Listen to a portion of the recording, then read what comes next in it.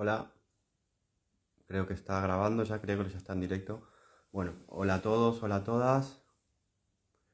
Gracias por compartir con nosotros. Hoy vamos a estar charlando con Catalina, que ahí está. Vamos a invitarla.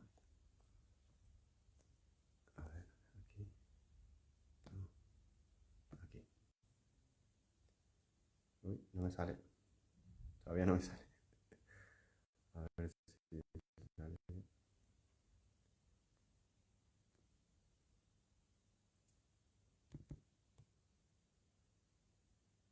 ahora. Sí, ahora.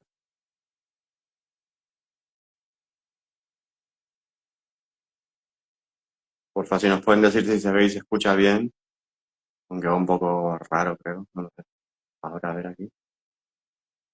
Sí, sí.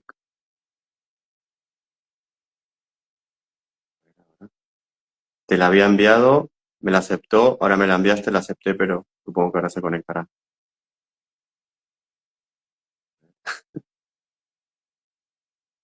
Nada, que vamos a estar charlando sobre la vida moderna y su impacto en el sistema nervioso, porque se habla bastante sobre el sistema nervioso, pero no sabemos muy bien lo que...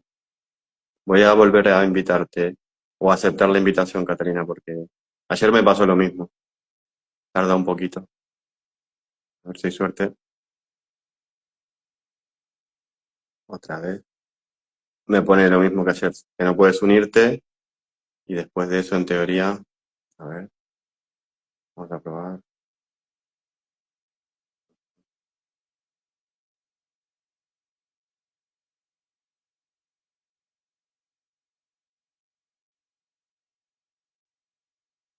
Ahora te estoy invitando, Catalina, a ver si te sale.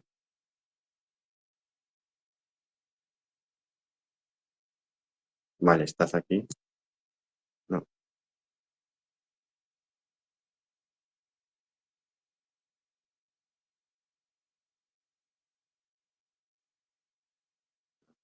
qué suerte. Ah, por favor. Ahora bien, vamos. Bien, Ahora sí. bien. Hola, ¿qué tal? Hola, ¿cómo estás? Bien, ¿y tú? Bien, hola Catalina. Gracias primero por aceptar y gracias por charlar con nosotros. Ayer también tardó un poco, como que sí, que no, que sí, que no, y después de repente se conecta. La señal de mi internet no está muy buena, no sé cómo me escuchas, si se corta un poco. Por momentos hay como un delay, pero bueno, se escucha bien, pero creo que hay como un delay. Ahora se ve un poco borroso, pero supongo que se irá arreglando la imagen poco a poco. Nada, eso te decía, gracias por aceptar la invitación, gracias por contarnos un poquito sobre el sistema nervioso. Yo quería haber profundizado un poquito en este tema y creo que se habla bastante como en las redes sociales, pero no con profundidad. Y creo que tú sabes bastante por tus publicaciones lo que leo y lo que veo. Y igual nos puedes compartir y contar cositas. Súper, gracias por la invitación y no sé si tú quieres partir haciéndome alguna pregunta o yo simplemente de la neuroinflamación, no sé. Podemos hacer las dos cosas. Si quieres empezar hablando directamente o si quieres que te haga una introducción o una pregunta, lo que sientas. Lo que surja. Bueno, súper. Mira, la conversación era en el fondo sobre los procesos inflamatorios del sistema nervioso, que desde mi punto de vista creo que es un tema súper importante, porque en el fondo la inflamación del sistema nervioso acarrea una serie de problemas súper importantes para nuestra salud. Lo que sucede en el cerebro tiene una implicancia sobre todos los otros sistemas del cuerpo. Entonces, considero que es un tema súper importante realmente entender qué significa un proceso neuroinflamatorio y cómo llegamos realmente a desarrollar una neuroinflamación. Hoy en día, digamos, la neuroinflamación, los niños nacen con sus sistemas nerviosos inflamados o con ciertas tendencias, hay problemas en el desarrollo, entonces hay un tema como importante a nivel mundial respecto a lo que implica que personas tan pequeñas ya tengan sus sistemas nerviosos inflamados, que nazcan con sistemas nerviosos, digamos, con ya... Uy, ahora se cortó. Se quedó congelada la imagen. Ahora volverá, supongo. Ahora, vale. Ah, ahí volví. Ya volviste. Ay, no sé dónde quedé. Que los niños pequeños no venían con su sistema nervioso inflamado. Claro que ya hay como un tema ya que está afectando a una nivel de población súper alta.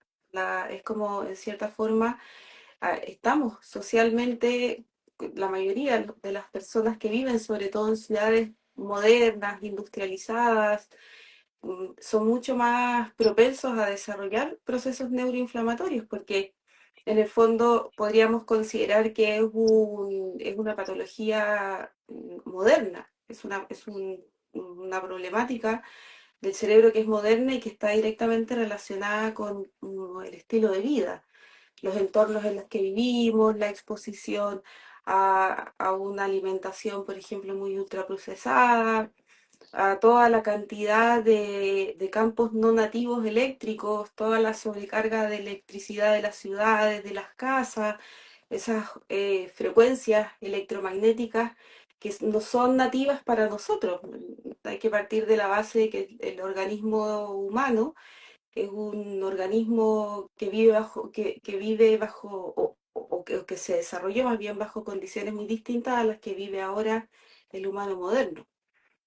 Digamos, somos organismos naturales, somos organismos de la naturaleza, que estamos en cierta forma regidos por leyes naturales, biológicas. Entonces el hecho de vivir en sociedades que están tan alejadas de lo que realmente nosotros necesitamos, genera estos trastornos a nivel del cerebro, del sistema nervioso central.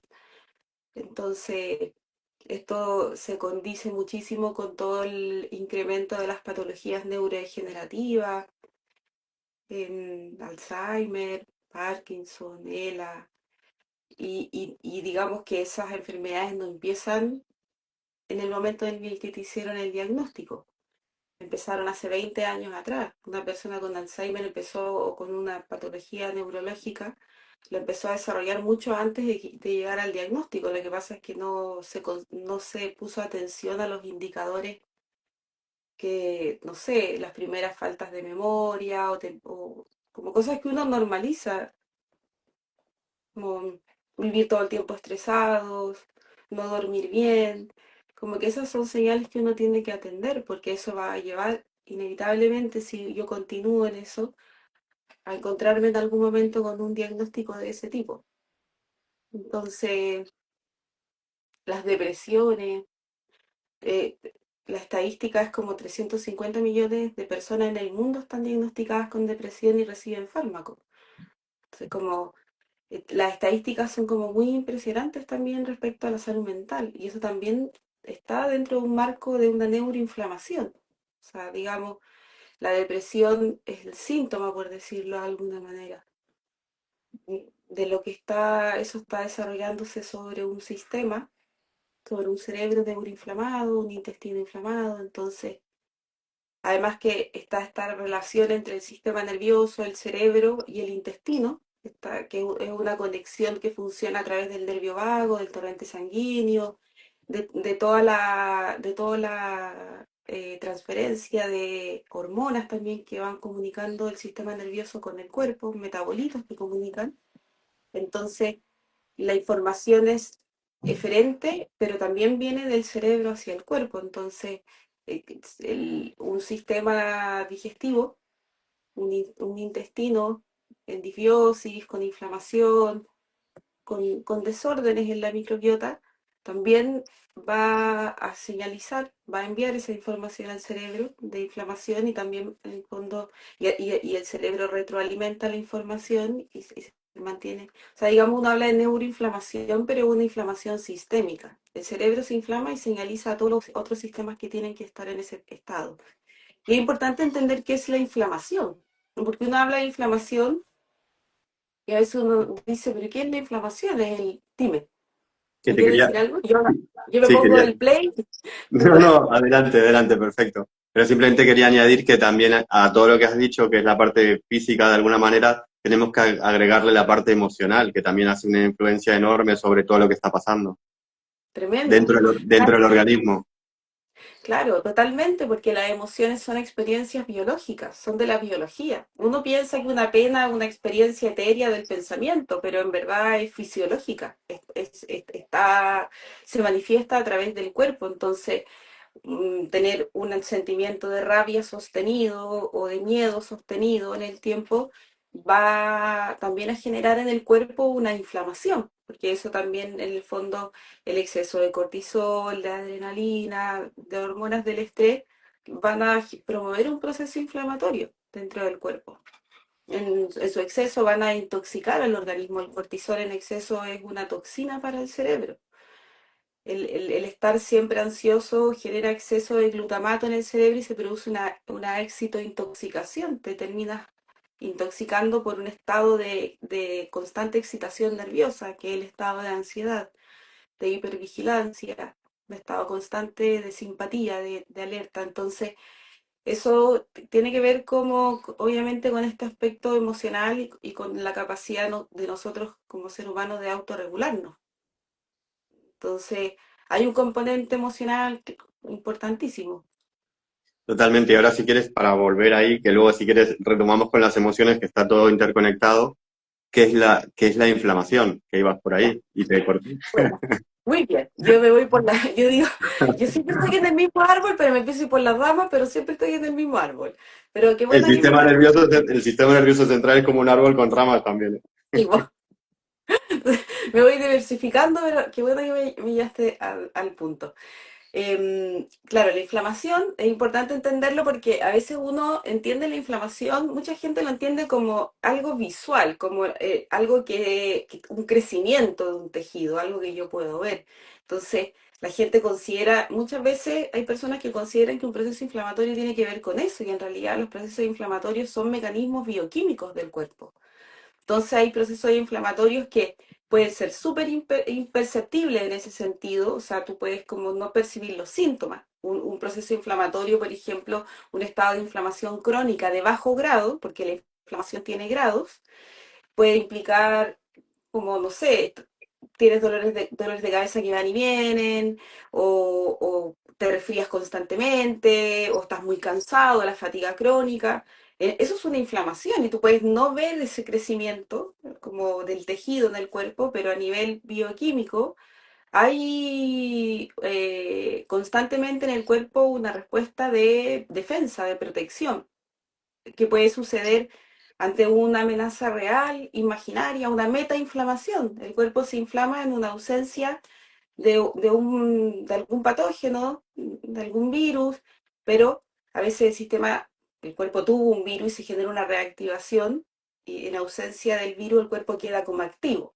Mucha gente post-COVID le pasó eso. Pero la inflamación en el fondo tiene que ver con se puede producir una inflamación por una activación viral, se puede producir una inflamación por un miedo excesivo que no se controla, se puede producir una inflamación, digamos, la fiebre es una inflamación. El cuerpo utiliza mecanismos inflamatorios para reparar, es un mecanismo de reparación y de regeneración y de protección del cuerpo, tiene una función. El problema es la inflamación que permanece en el tiempo, esa que es crónica. Porque tú te puedes inflamar porque el cuerpo tiene que generar respuestas inflamatorias. Entonces, eso es un mecanismo inmunológico. Sí, dime, perdón. No, no, no. Y ahí, por ejemplo, Catalina, ¿la inflamación dónde estaría? ¿Sería una neuroinflamación? ¿Estaría en el cerebro o estaría localizada en diferentes áreas? Lo que pasa es que una inflamación crónica de bajo grado nunca es local, siempre es sistémica. Una inflamación aguda es local y ataca un tejido, pero cuando es crónico, la inflamación ya empieza a generar un problema a nivel del cuerpo, porque el cuerpo ya no, se empieza a generar como una sobrecarga alostática. El cuerpo tiene que estar adaptándose constantemente a ciertas amenazas que pueden ser reales o imaginarias que tienen este sistema inflamándose, inflamándose, inflamándose constantemente. La inflamación tiene un ciclo, el cuerpo se inflama genera sustancias inflamatorias, luego genera otras sustancias antiinflamatorias, luego genera sustancias regeneradoras, luego las sustancias que eliminan todo eso que se reparó. Tiene un ciclo la respuesta inflamatoria. Cuando el cuerpo se sostiene en un estado inflamatorio constante y no se genera este proceso, ya se transforma en algo crónico para el cuerpo, se cronifica y eso es sistémico ya. Porque el cuerpo está en un estado, finalmente es como un colapso inflamatorio y sobre ese terreno se desarrollan todas las patologías. En ese estado crónico, la enfermedad autoinmune, y esa inflamación tiene que ver con la inmunidad, tiene que ver con el metabolismo, tiene que ver con, digamos, el uso de energía del cuerpo, el metabolismo de las células, toda la respuesta inmunológica. Entonces, y esto la inflamación se produce en el cerebro porque el cerebro tiene un importante metabolismo el cerebro tiene una exigencia tremenda de energía, es súper demandante, sobre todo nosotros los seres humanos que tenemos la corteza prefrontal, que es un órgano, es una estructura del cerebro más moderna, digamos más desarrollada en el Homo sapiens, y esta estructura es muy demandante energéticamente. Entonces el cerebro tiene una demanda de energía muy grande y es muy ávido, tomando todo lo que llega para usarlo como energía. Entonces a veces utiliza lo que hay nomás, po. Y se empieza, digamos, tenemos que ser como en ese sentido muy inteligentes, nutrir al cerebro para que toda esta demanda de energía, el cerebro toma casi el 20% de energía del cuerpo, toma una parte súper importante. Entonces, el hecho de no abastecerlo correctamente con la nutrición y darle cualquier tipo de alimento afecta considerablemente el metabolismo del cerebro y por lo tanto genera una inflamación. Y la carencia nutricional, la falta de nutrientes clave de un complejo de vitamina B, magnesio. Sí, dime. Y eso va a generar unos estados de ánimo, me imagino, porque la cronificación, todo el constante, o sea, va a generar una forma de entender la realidad, la vida, de pensar, de sentir, ¿no? En las personas. Claro, completamente, completamente, porque en el fondo un cuerpo en ese estado, mm, digamos, vive el cuerpo es como que tuviera miedo en cierta forma, como que la biología está asustada, entonces obviamente que esa persona va a interpretar el mundo a través de ese filtro somático, a través del estado del cuerpo, el cerebro va a construir relatos, creencias, percepciones, entonces sí, es completamente así. Y es como, y el cerebro es un órgano como tan delicado y tan complejo. Yo no soy neuróloga, yo estudio, investigo, trato de entender y soy buena como entendiendo. Y el cerebro es un órgano como complejo en el sentido de que además se ha estudiado muy poco. Es muy nueva toda la nueva neurología que ve el cerebro como un órgano integrado al cuerpo, como el cerebro como un órgano integrado al cuerpo. Lo que te digo de la inmunidad cerebral, el cerebro genera una respuesta inflamatoria porque tiene células que como nichos inmunológicos, por decirlo de alguna manera. Los astrocitos, las células gliales, las pequeñas sustancias inmunológicas, organismos, seres que tiene vida el cerebro, está vivo, y estas células inmunológicas lo que hacen todo el tiempo es eh, interpretar si la información que ingresa al cerebro es segura o no es segura.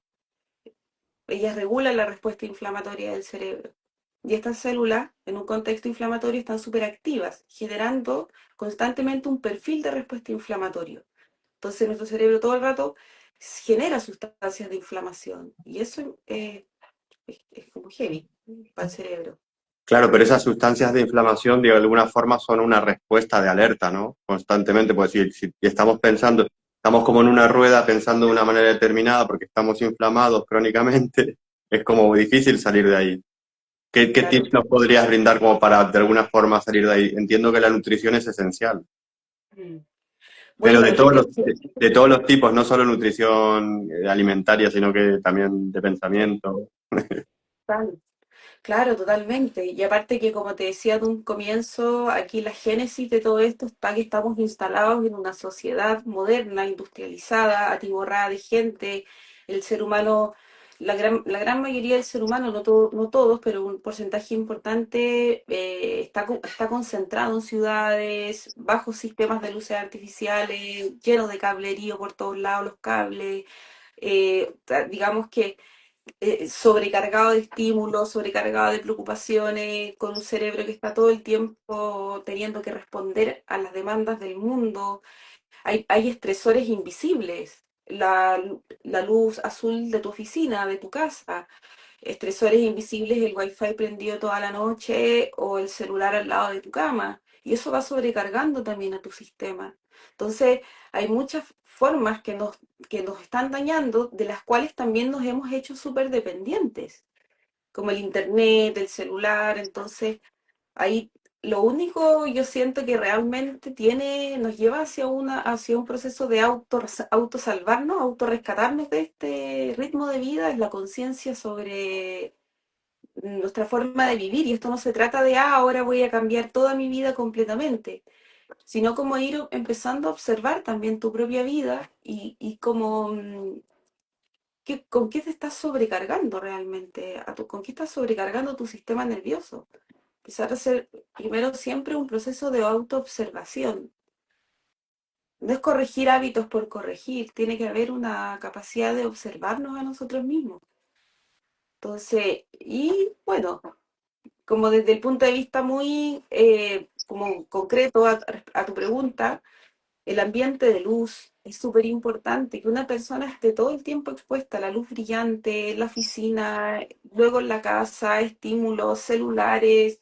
Es que eso es súper atrofiante realmente para nosotros porque somos organismos naturales. Nuestra fuente nutricional ha sido toda la vida prácticamente el sol, la electricidad, salud azul es súper nueva con respecto a la vida que nosotros somos, que somos seres muy antiguos en la Tierra. Entonces, como el hecho de que tú empieces a cuidar tu ambiente de luz, estás dándole y empieces por ejemplo, luces infrarrojas en tu casa, en la noche, o las luces ámbar, moverte un poco más, tratar de moverte un poco más a un ritmo más coherente. Sí, es un tema de sincronía y coherencia. Todo funciona así en la creación. Entonces, es como sincronizarse, intentar y empezar por ahí. Los ritmos, levantarte un poco más en el amanecer, ir como restaurando este pilar del sueño, porque el dormir te asegura la desinflamación del tejido cerebral. El cerebro se limpia, los procesos de limpieza cerebral se activan en la noche. Las células gliales empiezan sus respuestas de eliminación y regeneración cuando el estímulo que se obtiene es luz, melatonina, dormir, y el cuerpo empieza a centrar su energía hacia adentro, hacia la reparación, la consolidación del aprendizaje, la memoria. Todo tiene que ver con el buen descanso. Entonces, yo siempre parto por ahí, como por restaurar el descanso, que la gente lo confunde, porque hay gente que yo le digo, ¿cómo duermes? Y me dicen, oh, me puede pasar un camión por la cabeza y no me despierto. O sea, y yo le digo, ay, duermes súper profundo, pero cuando te despiertas, cómo te sientes? Cansada, no tengo fuerza, me cuesta levantarme. Entonces, dormir bien no es como cómo tú interpretaste si dormiste toda la noche o no, sino cómo te despertaste y cómo eran tus niveles de energía en ese momento. Ese es como el indicador de tu descanso. Si hubo, y eso en el fondo indica que no, si en la noche, o sea, tú te despiertas en la mañana y estás tenso, estás contraído, te duele el cuerpo, eso tiene que ver con, o sea, te sensibilizaste al momento de despertarte, pero eso fue probablemente una inflamación que estuvo presente durante toda la noche. Entonces, Y si puede, hay... Ujú. y puede ser debido a muchas cosas, ¿no? La inflamación esa nocturna, de estar, en vez de descansar, de estar, para mí es muy importante lo que decís, podemos dormir y dormir, yo creo que sé, 10 horas, pero no descansar, no tienen una cosa que ver con la otra. Claro, totalmente. Y bueno, y en el fondo la falta de descanso nocturno tiene que ver a la mala higiene que tenemos del sueño. El ser humano, dormir es fisiológico. Imagínate que es como ir al baño. Es que tu cuerpo necesita dormir porque es parte de su ritmo. No está diseñado para estar en estado de vigilia todo el tiempo. Porque cuando está en vigilia, está en modo afuera. Entonces no repara, no consolida, no integra, no secuencia la vida, no hace esos procesos, eso los hace cuando va a descansar y puede centrar toda su energía hacia adentro. Entonces, eso es fisiología. No es que un ser humano decida si quiere o no dormir. Y eso, el bebé cuando nace está en estado de casi onírico, está en estado de sueño prácticamente todo el tiempo y a través de la lactancia y el ritmo de la madre y el mismo triptófano que viene de la lactancia, de la leche materna, se va regulando, sincronizando ese ritmo circadiano a través de la madre. Y ese ritmo circadiano va a permitir todos los procesos de maduración de la criatura, el neurodesarrollo. Entonces, el mal dormir que aparece en los primeros años de infancia, porque la criatura está toda la noche en la tele o en la pantalla, sobreestimulándose, el cerebro de un niño que está en plena neuroplasticidad máxima, está absorbiendo y madurando ese cerebro, está generando un montón de conexiones eh, y despertando estructuras, porque luego aparece, los niños empiezan el razonamiento, el pensamiento, y ya todo ese neurodesarrollo de este cerebro está súper afectado por esto mismo, por este mal ambiente de descanso nocturno. Entonces, además dormimos en ambientes sobrecargados de información, como bueno, luces, el internet, la televisión, las luces de afuera. Entonces, por ejemplo, una estrategia del buen dormir es, uno, se duerme en una ciudad con luces afuera, oscurecer tu espacio. Em, Siempre que circule aire. La gente muchas veces duerme encerrada en sus dormitorios y eso genera hipoxia porque te dejas de oxigenar. Estás en una habitación oscura durmiendo, a lo mejor en una mala postura, respirando por la boca. O sea, eso va a generar neuroinflamación sí o sí, porque deja de llegar oxígeno, prácticamente los requerimientos del cerebro no se van a, en un ambiente cerrado no se van a obtener. Y el cerebro es hiperdependiente del oxígeno, es oxígeno dependiente, realmente, o sea, como todo. Entonces, no puede ser que haya una falta de oxigenación en el cerebro, porque eso va a empezar a afectar todo. Entonces, el descanso es fisiológico, no se aprende, se regenera, se reorienta, se reeduca. Entonces, y eso, esto, donde circule aire cuando duerme, en una habitación oscurecerla, mm, empezar a bajar los estímulos antes de irte a dormir y cuando empieza a oscurecer, no comer de noche para no afectar en la etapa digestiva que se hace en la noche, que no es digerir precisamente, no está para estar metabolizando un alimento cuando tiene que hacer un proceso de reparación. Entonces, tratar de no comer en la noche, eh, dormir en un espacio donde haya poco estímulo. Hay muchos complementos que ayudan. El magnesio, la melatonina, la glicina, plantas, valeriana, pasiflora, lavanda. Hay agentes, elementos de la La naturaleza. ashwagandha, Ashwagandha. Es que la ashwagandha no es. Hay plantas con acción un poco más fuerte para que tenga un efecto como más directo sobre el sueño. La ashwagandha no es como un somnífero en sí. Lo que pasa es que regula y tiene afinidad con ciertos receptores GABA, con unos receptores GABA que son un neurotransmisor que relaja el cerebro. Entonces, la ashwagandha hay moléculas que interactúan con este receptor y generan más GABA. Pueden predisponer hacia un estado de relajación, pero eh, generalmente en algunas personas además con activación. El sistema nervioso se relaja, pero no es que le dé sueño. Entonces no es como especialmente, pero genera un ambiente de relajación en el sistema nervioso. Pero hay la pasiflora, por ejemplo, la valeriana, son un poco más somníferas, que son como más, o la melatonina, ya de frente, que idealmente de liberación prolongada, pero uno tiene que producir su propia melatonina, aprendiendo a crear un ambiente nocturno correcto. Sí, ese es como el punto clave, y la melatonina es clave o sea, es demasiado importante, es un antioxidante muy importante. Entonces, como es tan simple realmente, no requiere un costo. La gente dice, no, es que para poder sanarse hay que tener recursos porque los suplementos, no, lo primero es realmente es simple. reeduca tu descanso, mejora tu ambiente de luz. No estés todo el día sentado en la oficina con el computador al frente, porque eso está consumiendo mucha energía a tu cerebro por esa cantidad de luz azul que entra.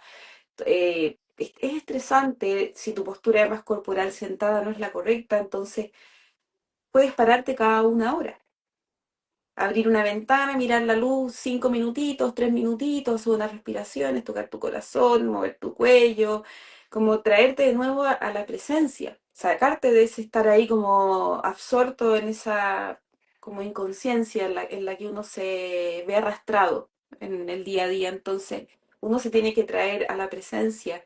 A veces yo le digo a la gente, ponte una campanita en el celular que es tiling y que te diga, vuelve 2 minutitos en que regreso. Eso es tremendo.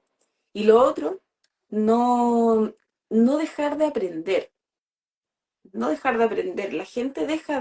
Mucha gente aprendió lo que aprendió en la universidad y después ya nunca más, o se quedaron con lo que aprendieron en la escuela y no profundizaron más en ningún tipo de conocimiento.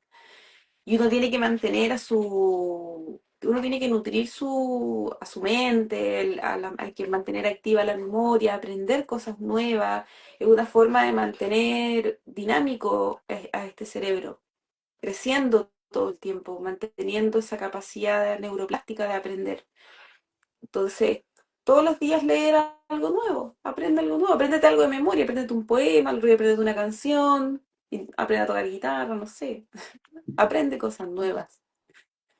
Te quería preguntar también, ¿qué opinas de alguna forma desintoxicarse del móvil un rato antes de irse a dormir? Hoy lo encuentro demasiado importante. Considero que es demasiado importante. Yo me pongo un horario para el celular en la noche, pero lo dejo lejos de mi espacio. Porque yo siempre digo, aléjate de lo que te provoca. Vale. Y el celular al lado es provocativo. Pues es provocativo porque el automatismo es muy fuerte. Entonces, si tú dices, ya no voy a meter el celular, lo voy a dejar al lado, pero no te puedes dormir, lo tienes al lado, lo vas a tomar. Porque los automatismos te agarran cuando te agarran. No te diste cuenta y tenías el celular en la mano. Entonces, yo le digo siempre eso. Toma distancia de lo que es provocador para ti. De lo que ay, lo voy a tomar de nuevo. Y más encima te hace mal. Toma distancia. Yo dejo mi celular, yo duermo en un segundo piso, lo dejo en el primer piso, por la punta del primer piso. O sea, lo alejo de mi metro cuadrado que no esté cerca mío. Claro. Y eso lo hago ya en un momento en el que por lo menos 2 horas antes de ir a acostarme a dormir. Yo me duermo súper temprano igual. Pero es completamente necesario porque aparte, en rigor, la mayoría del tiempo uno está en el celular perdiendo el tiempo. Sí, sí, Perdiendo el tiempo. sí. Realmente, porque es súper, o sea, activa tu círculo de búsqueda todo el rato. Tiene a la dopamina vuelta loca, buscando, buscando, buscando algo que sea más interesante, que me active, entonces, es como que, pero ese exceso de dopamina también es neuroinflamación, déficit de atención. Ahí está también, la incapacidad de poner atención tiene que ver también con esta misma neuroinflamación. El no poder poner foco, no poder poner atención, no poder tener esa voluntad de sostener algo. También tiene que ver con la neuroinflamación, se manifiesta también a través de neblina mental, esta sensación como de falta de claridad, la confusión, la poca creatividad. También tiene que ver con la neuroinflamación. Y esa neuroinflamación estaría distribuida por todo el cuerpo, ¿no? Vuelvo a repetir, no es que esté en el cerebro, está por todo. Claro. Claro, es que el cerebro y el cuerpo no paran de comunicarse. Nunca, nunca no se comunican. El cerebro está todo el rato atento a su progenitor, digamos, a su antecesor. El cuerpo es, en términos evolutivos, anterior a la mente, anterior a la razón, es anterior a la cabeza, a este cerebro tan pensante. Entonces, en ese sentido, el cerebro mira al cuerpo y está constantemente tomando la información que llega a través de él, pero a su vez el cerebro le vuelve a señalizar una información que lo retroalimenta y mantiene una respuesta específica del organismo que uno es. Entonces interactúan constantemente, entonces una inflamación del cerebro nunca va a ser solo del cerebro, sino que va a señalizarle al cuerpo y el cuerpo a su vez el cerebro, que hay que mantenerse en ese estado. Entonces, es un proceso sistémico, es un proceso que involucra todo a que está sucediendo a nivel del organismo. Entonces, por eso desinflamar el cerebro también tiene un impacto, cuando hay una neuroinflamación muy fuerte, hay otros tipos de síntomas, digamos, que son como corporales, fibromialgia, otros temas, o un ciclo inmune. Hay a la base un proceso neuroinflamatorio. No es solamente un problema como del cerebro. Hola, chiqui. Qué guapo. Hola. Pues sí. Qué bueno. Ya, mi amor. Tengo, me vino a hacer un llamado ya. Ya, despidámonos. Ven. Chao. Chao. Hola. Hola, ¿cómo te llamas? Higo. Ivo. Higo. Ivo. Higo, índigo, pero se dice higo. Igo. Oh, qué guay. Qué buen nombre tenés. Me encanta tu Sí, pelo. sí. Sí, me encanta. Mi hijo lo tenía súper largo hasta los 5 o 6. Sí, si él no quiere cortárselo, porque nosotros le preguntamos No te lo una vez, cortes, Ivo. no, No te lo cortes, te Ivo. aviso que no me Déjatelo va a largo. dejar seguir, te aviso que no me va a dejar continuar, Vale. ya quiere que baje. Vale, perfecto, no pasa nada. Si quieres, nos despedimos. Ya para poder bajar porque quiere que vaya. Estaba con el papá y yo creo que se le escapó, me escuchó y dijo, ya voy a ir a buscarla para que vayamos a jugar. Así que voy a Claro, claro, jugar. muy bien, muy bien. No hay ningún problema. Te devuelvo a tu mami. Bueno, Nada, mil gracias, gracias. Catalina. Gracias a ti por esta invitación, me encantó, lo disfruté muchísimo, pero ya este niño me requiere. Me va a Totalmente, pagar la... totalmente. Claro que sí. Gracias. Hasta luego. Chao, chao. Y gracias a todas las personas que estuvieron compartiendo y viendo la charla con nosotros. Hasta luego y gracias. Chao, chao.